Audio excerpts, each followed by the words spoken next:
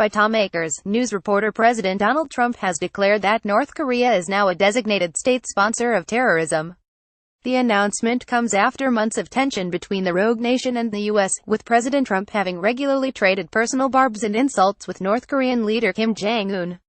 Donald Trump sentenced to death for insulting Kim Jong-un. Being a designated state sponsor of terrorism allows President Trump to impose a number of new sanctions, to be announced on Tuesday. He hinted that they would be very large. Speaking at the White House on Monday, President Trump said today, "The United States is designating North Korea as a state sponsor of terrorism. Should have happened a long time ago, should have happened years ago." Video. Trump urges deal with North Korea. North Korea was on the list for 20 years before being removed by President George W. Bush in June 2008, but its continued pursuit of nuclear weapons and missile programs has riled President Trump and defied existing sanctions placed upon the country by the UN Security Council. Pyongyang has fired 2 missiles over Japan and has made no secret of its intention to develop a missile capable of hitting the U.S. mainland, although U.S. officials have privately questioned whether such acts and threats actually meet the criteria for President Trump's designation. In order to be considered a state sponsor of terrorism, a country must repeatedly provide support for acts of international terrorism.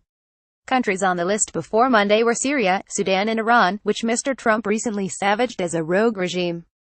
Video. Trump. China can fix North Korea problem easily. Experts also say that the move will be largely symbolic, as North Korea is already heavily sanctioned by the U.S. President Trump attempted to justify the move by saying in addition to threatening the world by nuclear devastation, North Korea repeatedly supported acts of international terrorism, including assassinations on foreign soil. In February, Kim's potential rival and elder brother Kim Jong-nam died after he was sprayed with a nerve agent in Kuala Lumpur airport.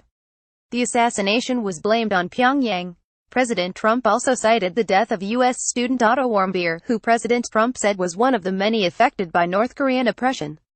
The designation comes a week after President Trump returned from a 12-day, 5-nation trip to Asia, during which he called on the Chinese president to put more pressure on North Korea but also spoke of his hope that he may one day be able to make a deal with the country.